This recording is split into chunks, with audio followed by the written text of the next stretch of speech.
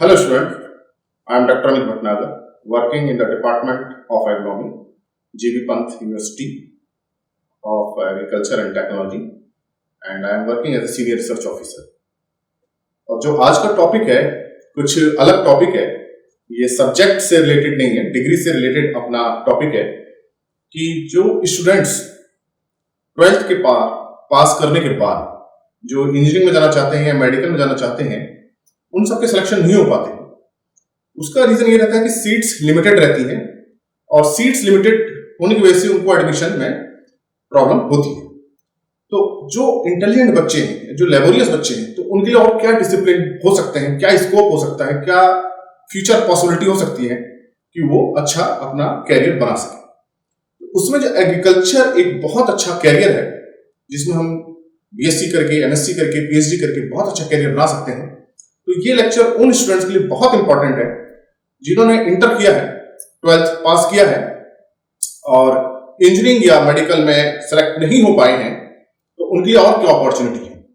दूसरे वो स्टूडेंट्स जो बीएससी एजी कर रहे हैं, फ्यूचर में उनके लिए क्या प्रोस्पेक्ट्स हैं। उन्होंने एडमिशन तो लिया लेकिन अब कंफ्यूज है कि वो फ्यूचर में क्या करें। तो दोनों ही स्टूडेंट्स के लिए बहुत अच्छा है और एग्रीकल्चर का जो कैरियर है, फ्यूचर बहुत ब्राइट है अपनी कंट्री में। तो उसी को आज मैं थोड़ा सा ब्रीफ में एक्सप्लेन करूंगा कि हमारा क्या प्रोस्पेक्ट्स और कैरियर है। अगर हम बीएससी में, ग्रेजुएशन में, बीएससी एग्रीकल्चर में एडमिशन लेते हैं तो हमें क्या एडवांटेज मिलते हैं, हमारा कैरियर किस तरह से सेट हो सकता है। तो आज के जो लेक्चर में मैं ये आपको बताने की कोशिश करूंगा कि बीएससी एग्रीकल्चर ऑनर्स जो डिग्री है उसके लिए क्या एलिजिबिलिटी क्राइटेरिया है और एडमिशन प्रोसीजर क्या है, आप कैसे एडमिशन ले सकते हैं। दूसरा, क्या एग्रीकल्चर साइंस है क्या ये, क्योंकि हम जो इंटरमीडिएट पढ़ते हैं, मैथ पढ़ते हैं, फिजिक्स पढ़ते हैं, केमिस्ट्री पढ़ते हैं, जियोलॉजी, बॉटनी, तो ये एग्रीकल्चर हमारे लिए एक नया सब्जेक्ट होता है। 12th में जिन स्टूडेंट्स ने एग्रीकल्चर के साथ 12th किया होगा उनको तो एग्रीकल्चर का क्लियरिटी होगी, लेकिन जिन स्टूडेंट्स ने साइंस के साथ इंटरमीडिएट किया है उनको ये लग सकता है कि ये क्या नया सब्जेक्ट है एग्रीकल्चर साइंस। इसमें कौन से सब्जेक्ट्स पढ़ाए जाते हैं। इंजीनियरिंग का हमें समझ में आता है, मेडिकल का समझ में आता है, अगर हम बीएससी में जाते हैं उसका हमें समझ में आता है, लेकिन एग्रीकल्चर साइंस में ऐसे कौन कौन से सब्जेक्ट्स हैं जो हम पढ़ते हैं। नेक्स्ट ये रहेगा इसमें कि क्या ये एग्रीकल्चर साइंस दूसरे साइंस से अलग है, क्योंकि अब तक जो हमने पढ़ा है तो हमें क्या नई साइंस पढ़ने जाएंगे तो उसके लिए हमारी डिफिकल्टी हो सकती है, हो सकता है हम एक्सेल ना कर पाए, हमारे समझ में ना आए। तो ऐसी कोई बात नहीं है। एग्रीकल्चर साइंस जो है, ये जितनी भी हमने साइंस पढ़ी है उसी का ही एक फॉर्म है जिसमें हम अप्लाई करते हैं। मैं आपको पूरा इसको एक्सप्लेन करूंगा। दूसरा कि इसके बाद बीएससी करने के बाद, बीएससी एजी के बाद या एमएससी एजी के बाद हमारे पास क्या जॉब्स होते हैं। दूसरा, हमारी सैलरी कितनी होती है। अगर मैंने बीएससी करी है और मेरा भी नया जॉब लगता है तो मुझे स्टार्टिंग में कितना सैलरी मिलेगा, तो मैं इसको बताने की पूरी कोशिश करूंगा। तो आप इस जो मेरा आज का जो लेक्चर इसको पूरा देखें तो आपको एग्रीकल्चर साइंस, बीएससी एजी, जॉब, सैलरी सबके बारे में आपको अच्छे ढंग से समझ में आएगा। First, it is BSc agriculture honours degree. देखिए, ये जो पहले बीएससी एजी ऑनर्स डिग्री बहुत पहले हुआ करती थी, फिर बीच में बीएससी एजी हुआ, अब बीएससी एजी ऑनर्स डिग्री हुआ है। ऑनर्स यहाँ स्पेशलाइजेशन दिया जा रहा है एग्रीकल्चर में, इसलिए ये ऑनर्स की डिग्री प्रोवाइड की जाती है। अगर हम इसकी एलिजिबिलिटी देखें तो 12th पास होना चाहिए, इंटरमीडिएट, चाहे वो बायोलॉजी से किया हो, चाहे आपने मैथमेटिक्स से किया हो या एग्रीकल्चर से किया हो।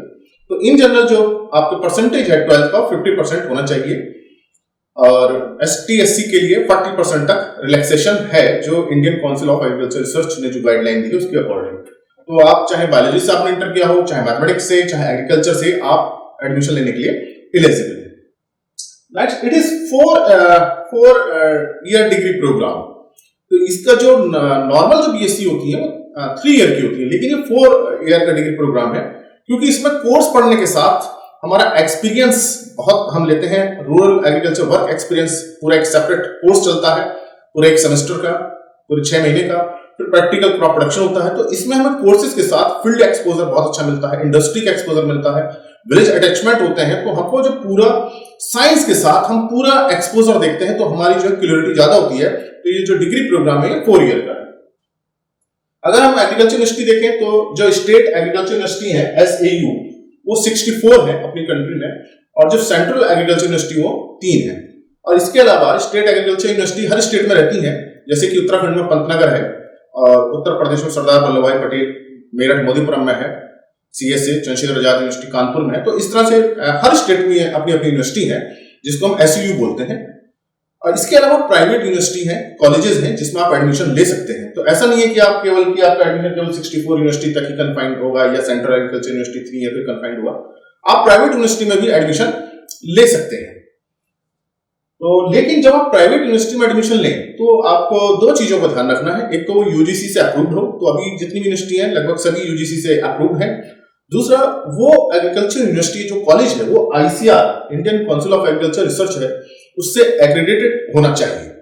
तो ये देखिए, जो अभी जो प्राइवेट यूनिवर्सिटी है उसमें से बहुत सी यूनिवर्सिटी अभी एक्रेडिटेड नहीं है, और जब स्टूडेंट्स पास आउट होते हैं तब हमें पता चलता है कि ये यूनिवर्सिटी ICR से एक्रेडिटेड नहीं थी, केवल वो UGC से अप्रूव थी।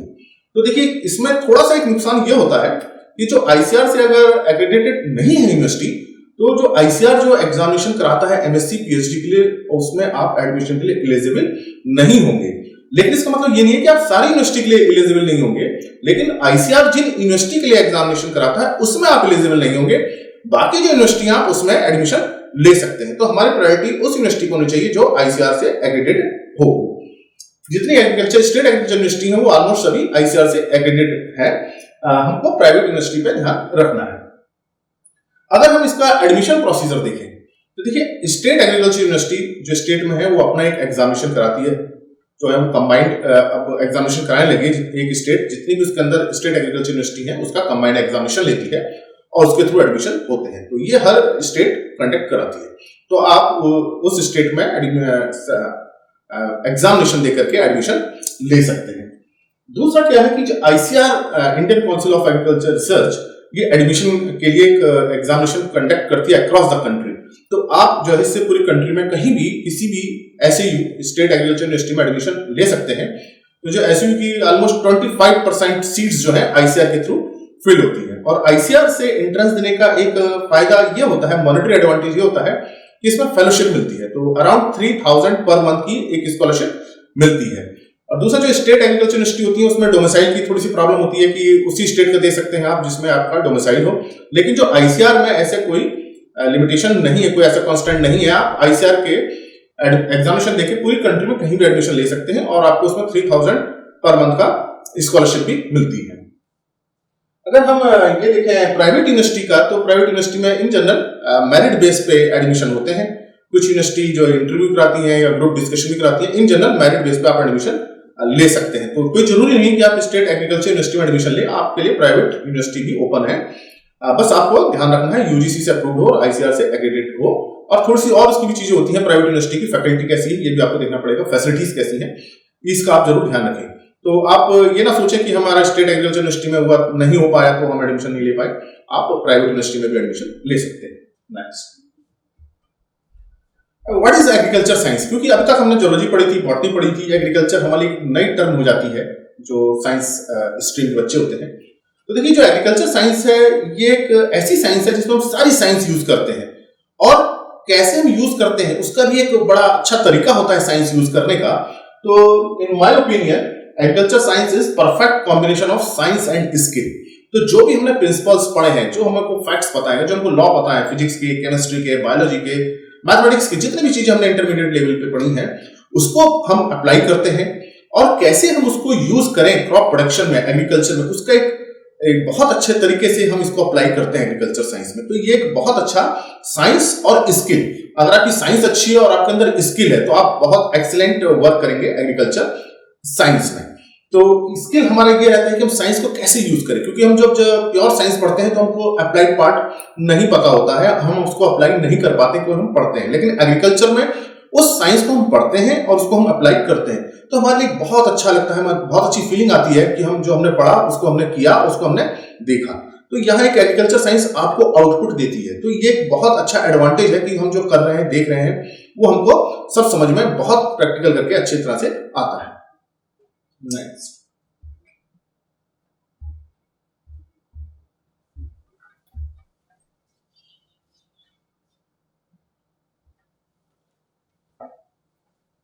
मेजर सब्जेक्ट्स देखिए इसमें क्या पढ़ते हैं। तो देखिए एग्रीकल्चर में बहुत सब्जेक्ट्स हैं, लेकिन जो मेजर सब्जेक्ट्स हैं, agronomy, it is related with crop production, कि हम धान, गेहूं, मक्का, ज्वार, बाजरा, गन्ना कैसे उगाते हैं, उसका साइंटिफिक कल्टीवेशन, केवल उगाना ऐसा नहीं मैंने खेत में गया उसको हमने बो दिया और उग गया और काट लिया, नहीं, उसके पीछे क्या साइंस है, उसके पीछे कैसे ग्रो होता है, कैसे रूट डेवलपमेंट होता है, कैसे वो न्यूट्रिएंट का अपटेक करता है, हम सारा जो है एग्रोनॉमी में सीखते हैं। Crop production, soil science, soil कैसे कंट्रीब्यूट करती है पौधे को ग्रो होने में, उसकी रूट्स को हेल्प कैसे करती है, कैसे न्यूट्रिएंट प्रोवाइड करती है।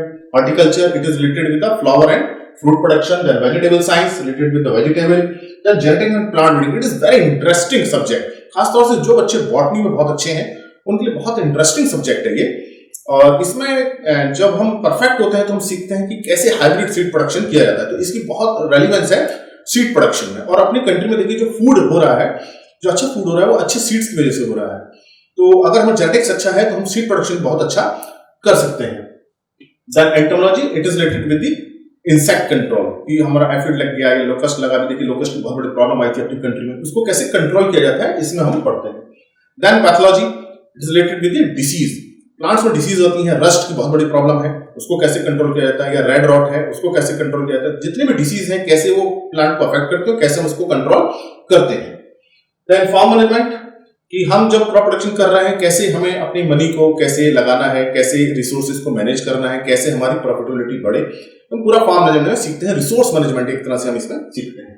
देन एक्सटेंशन एंड कम्युनिकेशन, जो हमने सीखा, जो हमने देखा, उसको फार्मर तक कैसे पहुंचाएं, क्या हमारे पास मीडिया होना चाहिए, क्या हमारे पास प्रिंटेड मीडिया होना चाहिए, कैसे हम कम्युनिकेट करें फार्मर की लैंग्वेज, क्योंकि साइंस की लैंग्वेज अलग होती है और फार्मर की लैंग्वेज अलग होती है।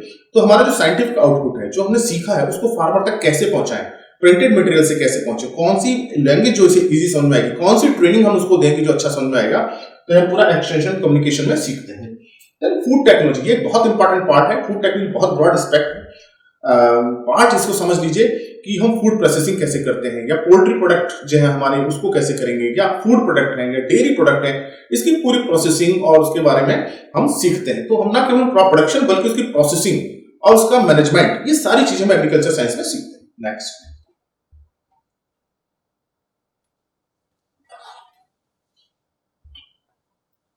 What is the relation of agriculture with the science subject, कि हमने अब इंटर तक तो हमने बॉटनी पढ़ी थी, जियोलॉजी पढ़ी थी, अब ये एग्रीकल्चर साइंस में हम क्या पढ़ रहे हैं, कुछ क्या ऐसा चीज तो नहीं कि नई चीज आए कि हमको दोबारा नई चीज पढ़नी पड़े। देखिए कि जितने भी हमने प्रिंसिपल्स पढ़े हैं, जो भी हमने साइंस पढ़ी वो सारी जो है एप्लीकेबल होती है एग्रीकल्चर में। अगर हम क्रॉप प्रोडक्शन की बात करते हैं तो मतलब धान, गेहूं, मक्का जो भी हम उगा रहे हैं, तो उसमें देखिए बॉटनी का बहुत बड़ा रोल है, फिजियोलॉजी का बहुत बड़ा रोल है, क्योंकि जो फोटोसिंथेसिस हो रही है प्लांट में किससे हो रही है, पूरा एक मैकेनिज्म है उसका, रेस्पिरेशन का पूरा मैकेनिज्म है, फोटो रेस्पिरेशन का एक मैकेनिज्म है, जो टोटल जो जिनका जो आउटपुट होता है वो ड्राई मैटर बनता है, और ड्राई मैटर यील्ड में बनती है, और वो यील्ड क्रॉप प्रोडक्शन है।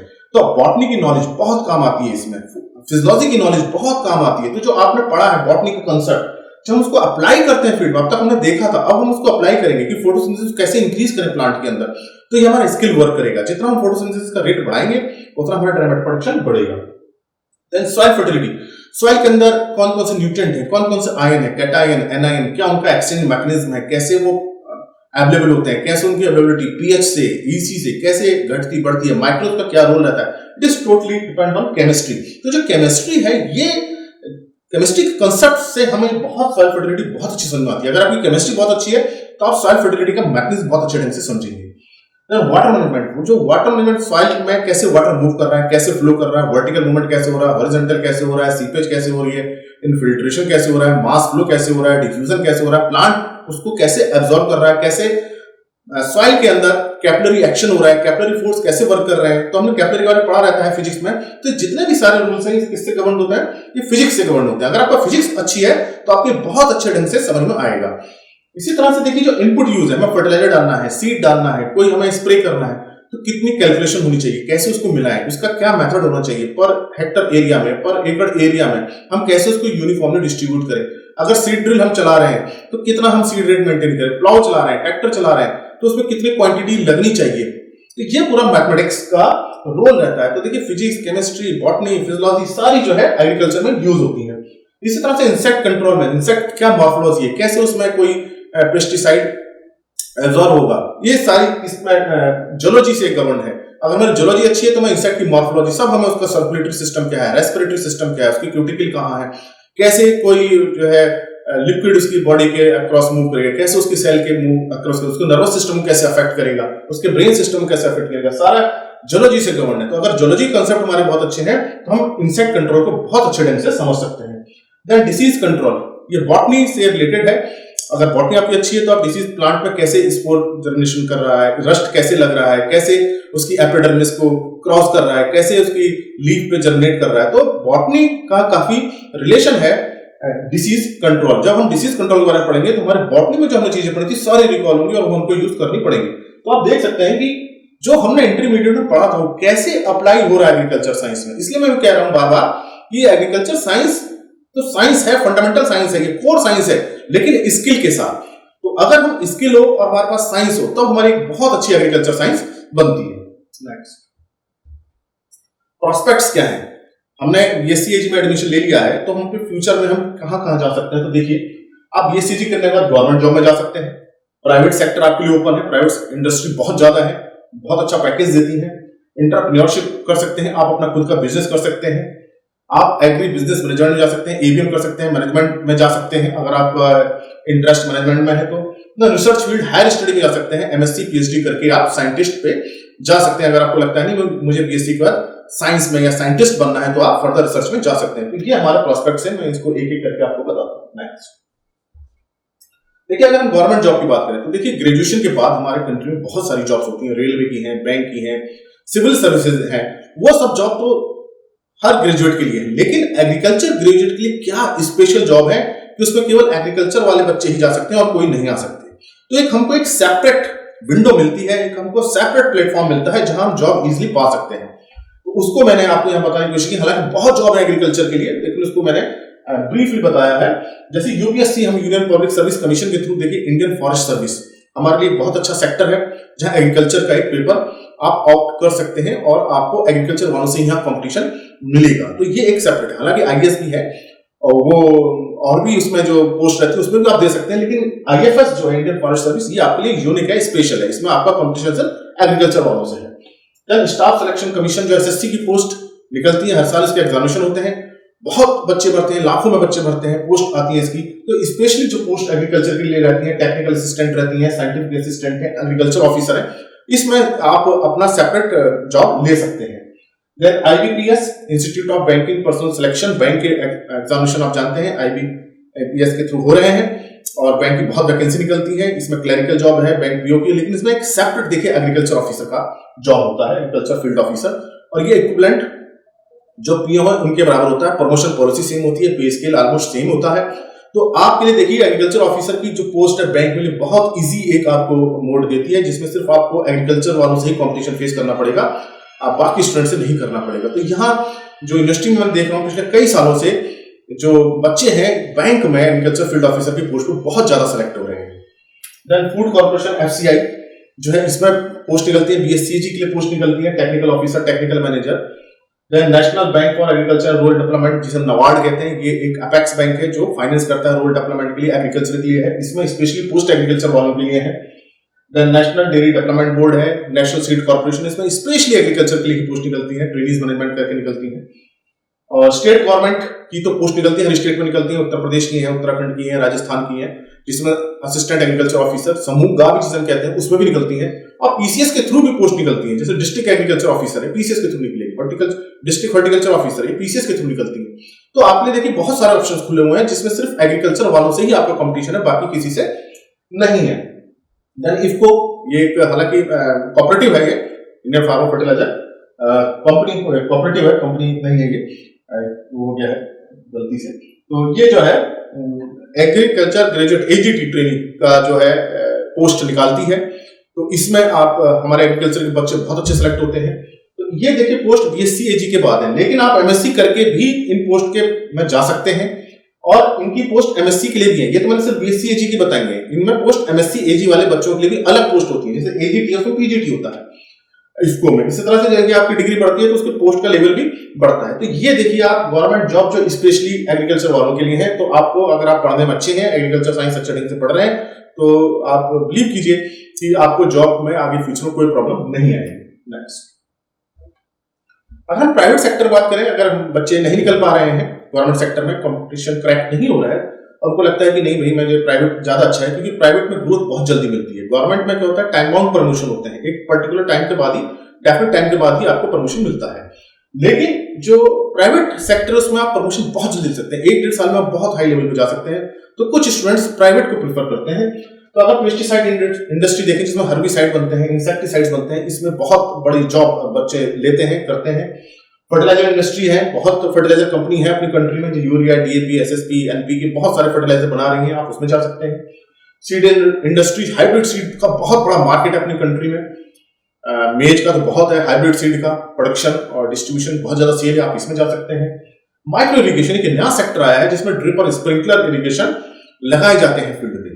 तो इसमें भी जो कंपनीज आ रही हैं वो एग्रीकल्चर ग्रेजुएट को लेती हैं क्योंकि उनको नॉलेज होती है इरिगेशन के बारे में। तो इसमें भी आप जा सकते हैं प्राइवेट सेक्टर में। अगर हम एंटरप्रेन्योरशिप देखें, आप अपना खुद का बिजनेस करना चाहते हैं तो उसके लिए बहुत अच्छी अपॉर्चुनिटी है। और इंडिया में इस समय देखिए ऑर्गेनिक फार्मिंग का बहुत बड़ा स्कोप हो रहा है क्योंकि ऑर्गेनिक फार्मिंग पेस्टिसाइड रेजिड्यू नहीं होते हैं, नील होते हैं। तो हर आदमी इस समय जो है फूड कॉन्शियस है, न्यूट्रिशन कॉन्शियस है। तो ऑर्गेनिक फार्मिंग पे आप जा सकते हैं, ऑर्गेनिक फार्मिंग कर सकते हैं, उनके प्रोडक्ट बहुत अच्छे बिकते हैं, आपको बहुत अच्छी इनकम हो सकती है। कमर्शियल फार्मिंग कर सकते हैं, बहुत मैंने स्टूडेंट्स देखा है कि अब कमर्शियल फार्मिंग कर रहे हैं, 2-3 बच्चे इकट्ठे होकर के लैंड लेकर के उस पर कल्टीवेशन कर रहे हैं। मशरूम कल्टीवेशन बहुत बड़ा प्रॉफिटेबल वेंचर जिसे हम कह सकते हैं। इसको आपको बहुत ज्यादा इन्वेस्टमेंट नहीं करना, 1 या 2 कमरे से स्टार्ट कर सकते हो। मशरूम का रेट जानते हैं कितना अच्छा है, ये भी कर सकते हैं। बहुत है, नर्सरी आप कर सकते हैं, एपीकल्चर हनी का प्रोडक्शन कर सकते हैं, हाई वैल्यू क्रॉप प्रोडक्शन कर सकते हैं। आप पे लैंड कम है तो आप मेडिसिनल एरोमेटिक प्लांट ग्रो सकते हैं, वेजिटेबल ग्रो कर सकते हैं। देन पोल्ट्री, पिगरी, ये आप एक साइड बिजनेस भी कर सकते हैं पोल्ट्री का। और देन सॉइल टेस्टिंग लैब, इसके बहुत अच्छा इस समय इसका स्कोप है क्योंकि जो सॉइल हेल्थ कार्ड की योजना चल रही है और फार्मर भी समय अवेयर है कि हमें अपनी सॉइल टेस्टिंग करानी है, तो आप सॉइल टेस्ट लैब बना सकते हैं और सॉइल टेस्ट कर सकते हैं। देन फूड प्रोसेसिंग, आप पे अगर इन्वेस्टमेंट करने के लिए मनी है तो आप फूड प्रोसेसिंग की यूनिट डाल सकते हैं। जैसे सोयाबीन मिल का बहुत बड़ा मार्केट है, पोटैटो चिप्स का बहुत बड़ा वो है, आप इसमें यूज कर सकते हैं। लेकिन ये डिपेंड करता है कि क्या आप पे कितना आप इन्वेस्टमेंट कर सकते हैं और आपके अंदर कितना हार्ड वर्क है, आप कितना लेबर कर सकते हैं। एंटरप्रेन्योरशिप उसी से डिसाइड होगी। अगर आप ये चाहते हैं कि मैं रिसर्च फील्ड में जाऊं, हायर स्टडी के लिए जाऊं, तो आपको एमएससी पीएचडी करनी पड़ेगी। एमएससी पीएचडी के लिए फिर से फर्दर जो है यूनिवर्सिटीज अपना एंट्रेंस टेस्ट कराती हैं और इसमें फेलोशिप मिलती है। और आईसीआर भी एसआरएफ के लिए एडमिशन कराती है जिसमें आपको एमएससी और पीएचडी में एडमिशन मिलता है। इसमें बहुत अच्छी फेलोशिप आईसीआर देता है। अगर हम एमएससी में एडमिशन की बात करें तो इसमें ऑलमोस्ट 12,000 पर मंथ की स्कॉलरशिप मिलती है और पीएचडी में 31,000 पर मंथ। तो देखिए 31,000 पर मंथ बहुत एक अच्छी स्कॉलरशिप है जो एक जॉब के लगभग बराबर होती है। अगर आपको लगता है कि मेरे अंदर मैं कैलिबर है, मैं आगे जा सकता हूं, रिसर्च कर सकता हूं, साइंटिस्ट बन सकता हूं, तो आप एमएससी पीएचडी में जा सकते हैं। अब उसके आपके प्रोस्पेक्ट्स क्या होंगे, देखिए अगर आप पीएचडी करते हैं तो साइंटिस्ट बन सकते हैं किसी इंस्टीट्यूट में या किसी यूनिवर्सिटी में। प्राइवेट ऑर्गेनाइजेशन जो है, अच्छे प्राइवेट ऑर्गेनाइजेशन है, उसमें भी आप साइंटिस्ट की पोस्ट होती है, उसमें आप सेलेक्ट हो सकते हैं। सब्जेक्ट मैटर स्पेशलिस्ट बन सकते हैं। कृषि विज्ञान केंद्र, ये गवर्नमेंट के होते हैं, हर डिस्ट्रिक्ट में मिनिमम एक होता ही है। अब केवीके इसके नंबर बढ़ रहे हैं तो आप उसमें सब्जेक्ट मैटर स्पेशलिस्ट हो सकते हैं। ये इक्विवेलेंट पोस्ट है साइंटिस्ट के। देन रिसर्च ऑफिसर आप बन सकते हैं गवर्नमेंट में या प्राइवेट ऑर्गेनाइजेशन में। इसी तरह से असिस्टेंट प्रोफेसर लेक्चरर आप गवर्नमेंट कॉलेज में, यूनिवर्सिटीज में आप सेलेक्ट हो सकते हैं। Then project assistant, senior research fellow and PDF post doctorate fellow, ये पोस्ट होती है जो नेशनल इंटरनेशनल प्रोजेक्ट होते हैं उसमें आप जा सकते हैं। इसमें हमको बहुत सीखने को मिलता है। अगर आपका रिसर्च में इंटरेस्ट है तो आप एसआरएफ पीडीएफ किसी नेशनल या इंटरनेशनल प्रोजेक्ट में ले सकते हैं। इसमें बहुत अच्छा सैलरी मिलता है, 50,000 के आसपास इसमें इनिशियली सैलरी मिल जाती है। तो ये लगभग इक्विवेलेंट पोस्ट होती है। अब ये डिपेंड करता है कि आपका इंटरेस्ट किस में है। अगर हम स्टार्टिंग सैलरी की बात करें, क्योंकि जब हम किसी भी डिग्री प्रोग्राम में जाते हैं तो सबसे पहले क्वेश्चन ये आता है कि मुझे डिग्री करने का कितना इनकम होगी, मेरी सैलरी क्या होगी। तो देखिए जब हम गवर्नमेंट जॉब में जाएं या प्राइवेट में जाएं तो इनिशियली हमारा स्टार्ट स्लो होता है, कम होता है, लेकिन विद द टाइम आपकी परफॉर्मेंस से वो इंक्रीमेंट होता है। तो ये मैंने वो सैलरी दिखाएंगे जिस दिन आप ज्वाइन करेंगे तो आपको पहली सैलरी क्या मिलेगी, ऑलमोस्ट क्या सैलरी होगी। तो देखिए अगर आप गवर्नमेंट सेक्टर में जाते हैं, लोअर ग्रेड पे जाते हैं, जैसे कि असिस्टेंट एग्रीकल्चर ऑफिसर है, तो इसमें आपको 30 to 35,000 पर मंथ आपको सैलरी मिलेगी। इसी तरह से अगर ऑफिसर ग्रेड में जाते हैं, कहीं ऑफिसर बनते हैं, रिसर्च ऑफिसर बनते हैं, तो 55 to 60,000 पर मंथ। इस तरह से बैंक एग्रीकल्चर ऑफिसर में जाते हैं तो 35 to 40,000। अब आपको लग रहा होगा बैंक एग्रीकल्चर ऑफिसर का सैलरी थोड़ा कम है। हाँ, इनिशियली कम है लेकिन इंक्रीमेंट मिलते हैं, इसमें प्रमोशन बहुत जल्दी होते हैं। आपके वर्क पर डिपेंड करता है, आप कितना बैंक में कितना अच्छा काम करते हैं तो आपको प्रमोशन जल्दी मिलेंगे, मैनेजर आप बहुत जल्दी बनेंगे, तो यहाँ आप बहुत जल्दी जंप ले सकते हैं। इस तरह साइंटिस्ट, असिस्टेंट प्रोफेसर आप किसी यूनिवर्सिटी में रिक्रूट होते हैं तो इनिशियल सैलरी आपकी 55 to 60,000 पर मंथ होती है। लेकिन देखिए इसमें प्रमोशन अच्छे होते हैं। जो ये लाइन है असिस्टेंट प्रोफेसर की टीचिंग लाइन की है, पोस्ट है, इसमें नॉर्मली 15 ईयर में आप प्रोफेसर बन जाते हैं। तो आज की डेट में जो सैलरी प्रोफेसर की है करीब 2.25 से 2.5 लाख पर मंथ सैलरी है। तो आप देख सकते हैं कि आप अगर असिस्टेंट प्रोफेसर से अपना कैरियर शुरू करते हैं तो आप वैसे अच्छे सैलरी पे जा सकते हैं। उसके अलावा आपकी एक अच्छी डिग्निटी होती है, आपका एक नाम होता है, आपका प्रोफेशन बहुत अच्छा होता है, बच्चों में आप सिखाते हैं तो आपको भी एक बहुत अच्छी फीलिंग आती है। प्राइवेट सेक्टर में आप जाते हैं तो देखिए प्राइवेट सेक्टर में अलग अलग कंपनी का अलग अलग डिपेंड करता है। मैंने ऑन एन एवरेज लिया 30 to 40,000 पर मंथ आपको इनिशियल मिलेगा अगर आप BSc करके जा रहे हैं। तो देखिए ये थोड़ा सा लग रहा होगा कि 30 to 40 कम है, लेकिन आप जैसी परफॉर्मेंस देंगे तो आप ये बढ़ जाएगा 70,000 80,000। आप कोई ऐसा कोई आश्चर्य की बात नहीं है, आपको एक साल में 1 लाख भी मिलने लगेगी। ये डिपेंड करता है कि आप कंपनी के लिए कैसा काम करते हैं। फिर अगर आप एंटरप्रेन्योरशिप में जाते हैं, जैसे मैंने बताया था ऑर्गेनिक फार्मिंग है या आपकी कमर्शियल फार्मिंग है या पोल्ट्री है या पिगरी है, ये डिपेंड करता है आप कैसे वर्क कर रहे हैं, आपका मार्केट क्या है, आपके प्रोडक्ट कैसे हैं, आपकी क्वालिटी कैसी है। तो ये डिपेंड करता है आपके वर्क पे और आपका सेटअप कितना बड़ा है। तो लेकिन नो डाउट इसमें बहुत अच्छी इनकम है और अधिकतर जो बच्चे हैं एंटरप्रेन्योरशिप पे जाने की मैं देख रहा हूं कि एफर्ट्स कर रहे हैं क्योंकि उसमें उनको किसी पर डिपेंडेंसी नहीं होती है। तो ये मैंने आपको बताया कि BSc करके आप जब जाएंगे तो आपकी स्टार्टिंग सैलरी क्या है। ये मैंने आपको बताया कि अगर हम BSc करते हैं, एग्रीकल्चर ऑनर्स की डिग्री लेते हैं तो हमारे पास क्या क्या प्रोस्पेक्ट्स है, हम पे हर लाइन खुली हुई है और एक ऐसे सेक्टर में हम खड़े होते हैं जहां हमारा कंपटीशन सिर्फ एग्रीकल्चर वालों से होता है, बाकी से नहीं होता है। और हमारा स्किल क्या है, हमारी परफॉर्मेंस क्या है, हमारी ऑनेस्टी लेवल क्या है, हमारा हार्ड वर्क क्या है, ये हमको हाई लेवल तक ले जाता है। और सबसे बड़ी बात यह है कि देखिए हमको जीने के लिए क्या चाहिए, फूड चाहिए और हम फूड प्रोवाइड करते हैं, फूड कंट्रीब्यूशन में हेल्प करते हैं। तो देखिए फूड के लिए देखिए farmer, no doubt farmer produce कर रहा है, लेकिन साइंस उसके पीछे लगी है उसके लेवल को बढ़ाने के लिए।